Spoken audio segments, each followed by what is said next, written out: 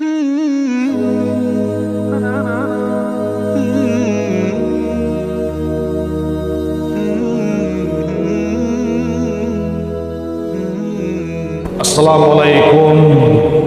warahmatullahi wabarakatuh.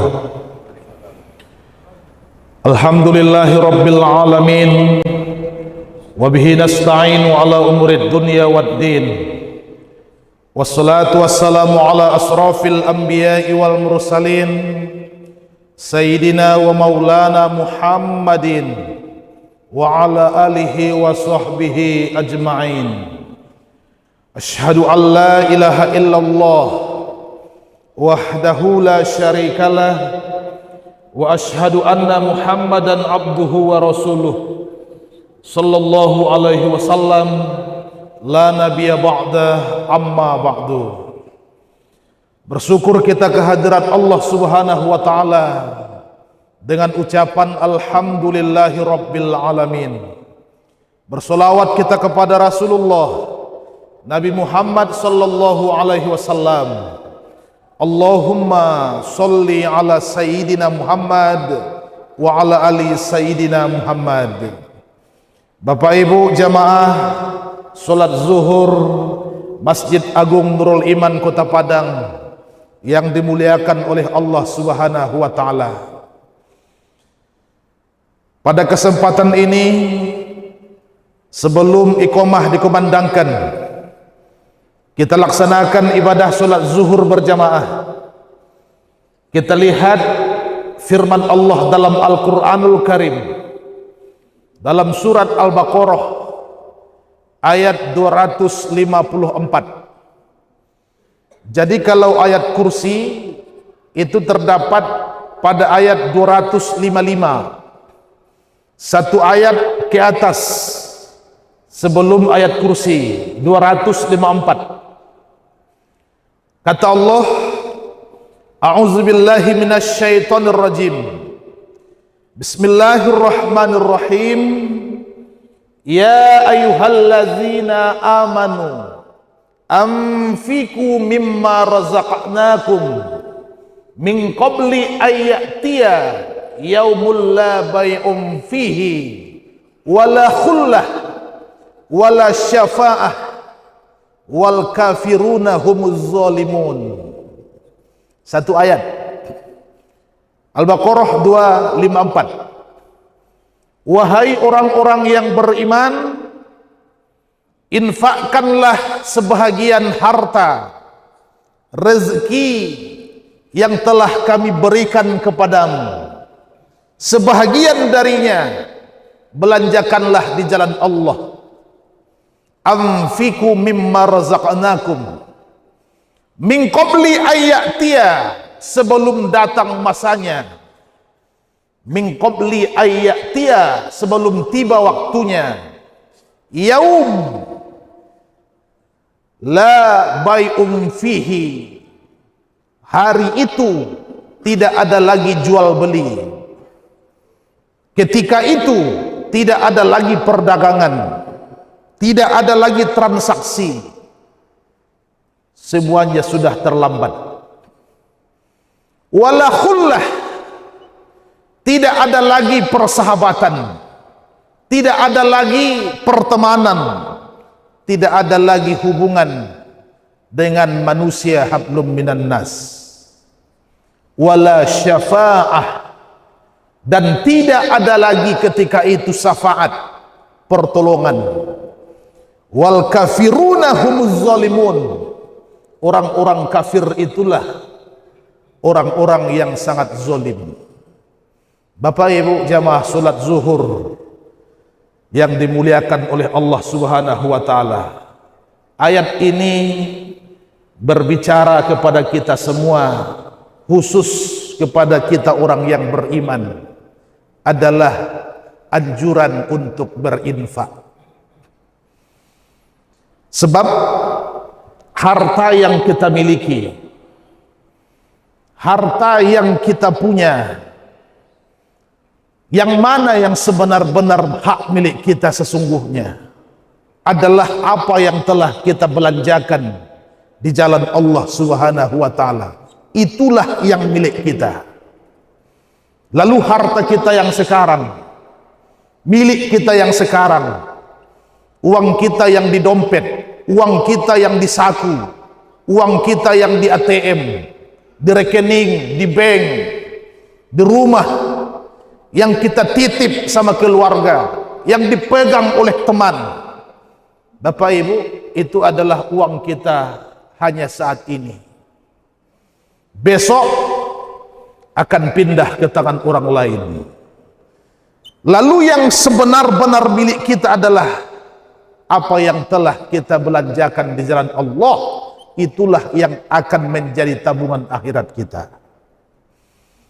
Oleh karena itu kita lihat dahsyatnya sedekah itu, infak itu, harta yang kita belanjakan, kita titip di jalan Allah Subhanahu wa taala. Masya Allah, luar biasa. Apa keutamaannya? Nomor satu, keuntungan berinfak itu adalah kita dikategorikan dan diakui adalah sebagai orang yang beriman di hadapan Allah. Sebab anjurannya adalah yang dihimbau itu, yang disuruh, yang diingatkan itu oleh Allah adalah orang yang beriman. Ya ayyuhallazina aman. Sama dengan ibadah puasa Bapak Ibu. Di bulan Ramadan itu kan 1 bulan. Kita orang beriman ini menahan haus dan lapar. Ada makanan tapi tidak bisa diambil. Ada minuman tapi tidak bisa diminum. Tunggu sampai tiba waktu maghrib, baru boleh kita Bapak Ibu berbuka. Siapa yang berpuasa? Adalah orang yang beriman, bukan orang Islam, bukan manusia ya ayuhan nas, bukan ya ayuhal insan, tapi adalah khusus orang yang beriman. Kalau kita ingin diakui keimanannya, Pak Ibu, nomor satu adalah inilah keuntungan dengan infak kita itu. Kita dikategorikan menjadi orang yang beriman. Yang kedua, apa keuntungan infak yang kita belanjakan di jalan Allah? Harta kita yang kita titip di jalan Allah itu dapat mengampuni dosa dan memasukkan kita ke dalam jannah. Ini tidak bisa ditawar. Mana dalilnya? Kita lihat Bapak Ibu dalam surat Ali Imran 133. Diuraikan oleh 134. Kalau ingin dosa dihapus, ingin masuk ke dalam tempat yang indah, surga, belum pernah dilihat oleh mata, belum pernah didengar oleh telinga, dan belum pernah terfikir oleh otak manusia. Jannah, surga Allah. Pak Ibu, apa kata Allah? Ali Imran 133. Wasari'u ila maghfiratin min rabbikum wa jannatin arduhas samawati wal ard uiddat lil muttaqin. Berlombalah kamu, cepatlah, bergegaslah, jangan santai, jangan tunda, jangan perlambat, jangan pending, berlombalah. Ini perintah untuk disegerakan. Untuk apa? Untuk memperoleh ampunan dari Tuhanmu Allah Subhanahu wa ta'ala dan mendapatkan surga minas sama'i wal ardi, yang luasnya adalah seluas langit dan bumi. Untuk siapa itu? Uiddat lil muttaqin. Diperuntukkan kepada orang-orang yang bertakwa, tapi mempunyai syarat. 134 tafsirul ayat bil ayat, 3 kategori yang dikatakan Allah. Dari 3 itu, peringkat nomor 1 Bapak Ibu adalah allazina yunfikuna fis sarra wad dharra. Kamu harus sanggup dan mampu untuk membelanjakan harta yang telah kami beri kepadamu dalam keadaan dua kondisi, dalam keadaan dua model, fis-sarra wad-dharra, baik dalam keadaan lapang ataupun dalam keadaan susah. Baik ketika banyak uang, ekonomi mapan, keadaan sedang baik-baik saja, infak diminta, ataupun justru sebaliknya, wad-dharra, dalam keadaan susah, sulit, miskin, infak tetap harus keluar. Kenapa ini disampaikan? Karena kaum muslimin, Bapak Ibu jamaah salat zuhur yang dimuliakan Allah, kadang-kadang realitanya pilih-pilih. Ada orang mau berinfak, tidak berhitung dia. Tapi ketika kaya saja, ketika roda kehidupan itu berputar, sedang sulit, bangkrut, gulung tikar istilahnya, habislah semua. Apa katanya? Allah tidak sayang lagi kepadaku, katanya. Berhenti infaknya. Ada orang justru ketika sulit, ketika miskin pula lah dia dekat dengan Allah. Bahkan ahli ibadah, Allah, Allah, Allah, Allah. Tapi begitu diuji dengan kekayaan, lupa diri, lupa daratan. Kalau ada orang seperti itu, jangan heran kaum muslimin, ini keturunan dari orang-orang yang dahulu itu. Sebab Sa'labah saya dahulu, sahabat Rasulullah, seperti itu juga. Semiskin-miskin kita di kota Padang, belum ada apa-apanya.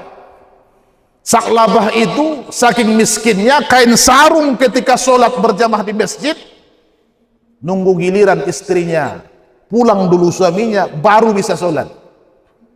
Dia minta kaya kepada Rasulullah. Bagi Nabi apa yang sulit? Sekali angkat tangan ke langit, Allahumma rzuqna fi Sa'labah, Allah kabulkan doa itu. Dikasih kambing betina yang sedang bunting, peliharalah ini Sa'labah, uruslah, mudah-mudahan berkah. Diurus, akhirnya Bapak Ibu berkembang biak. Sudah kaya, tidak mau berinfak. Na'udzubillah min zalik. Bapak Ibu kaum muslimin, nomor satu, kita dikategorikan menjadi orang yang beriman.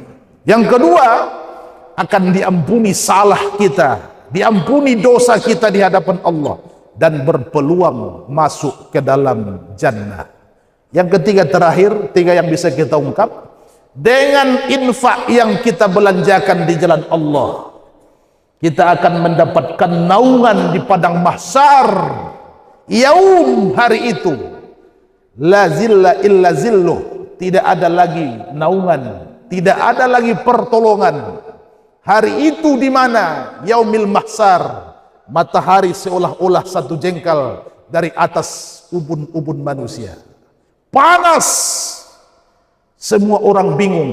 Ada 7 golongan manusia yang adem, tenang-tenang saja. Siapa yang 7 itu?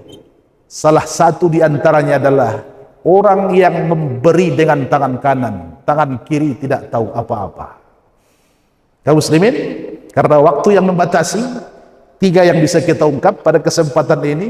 Ada 3 keuntungan besar yang akan didapat oleh orang yang membelanjakan hartanya di jalan Allah Subhanahu wa ta'ala. Mudah-mudahan kita bisa gemar untuk berinfak, bersedekah, agar kita mendapatkan keuntungan yang luar besar, pahalanya dari Allah Subhanahu wa ta'ala. Terima kasih, banyak maaf.